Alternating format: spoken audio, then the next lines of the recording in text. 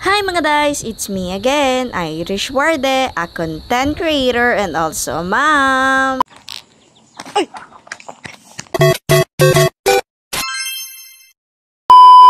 So hi mga guys, for today's video nga po pala ay wala muna tayong gala gawa ng ako nga po pala talaga ay tinubuan ng pigsa dito sa aking kalawang hita.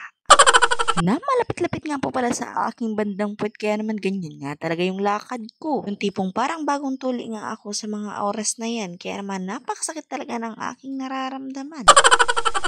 Sa sobrang sakit nga po pala talaga ay napahiwa na nga lang po pala ako nitong ampalaya na siyang uulamin namin sa tanghalian. Giwa na nga rin po pala ako dyan ng sibuyas bawang tapos kamatis na pagkamahal-mahal.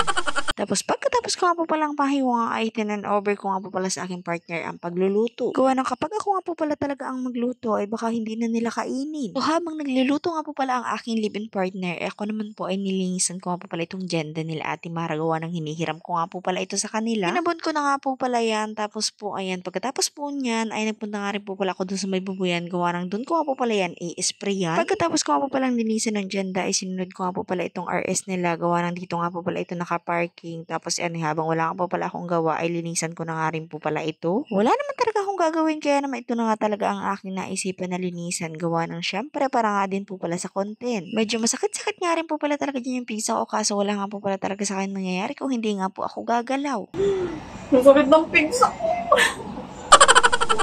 Sa mga oras nga po pala yan ay naligo na rin ako tapos po ayan nagkain na nga rin po pala ako ng tanghalian na siya namang luto ng aking partner. Tapos may dala nga rin po pala ditong manok sila Ate Mara na siya namang pong ipapakain dun sa mga nagtatrabaho nga po pala dito. Kinain ko na nga lang po pala talaga yung sakit na nararamdaman. Tapos nung babandang hapon nga po pala ay nagawa nga po pala ako at nagprito nga po pala ako dyan itong fresh bowl.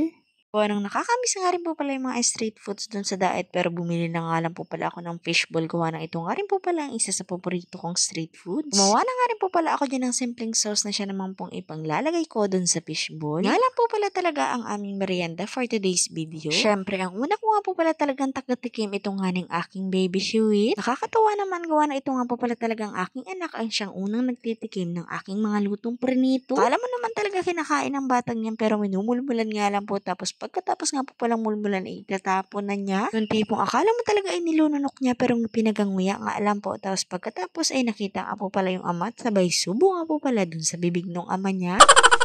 Nagpagawa nga rin po pala ako sa partner ko ng steak para naman po palang feeling ko ay nasa street nga po pala ako habang kumakain itong fishball.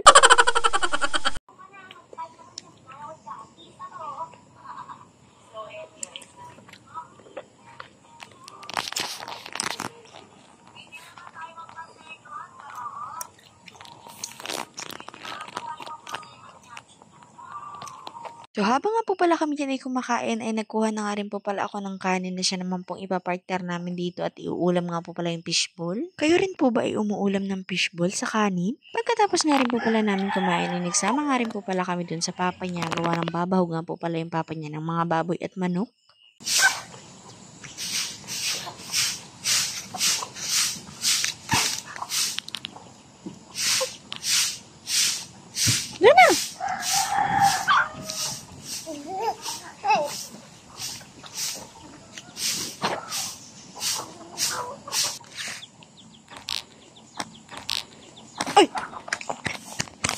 Buray.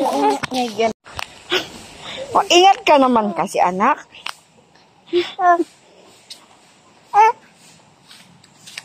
Ingat ka naman paglakad. Nagagalitan na si mama.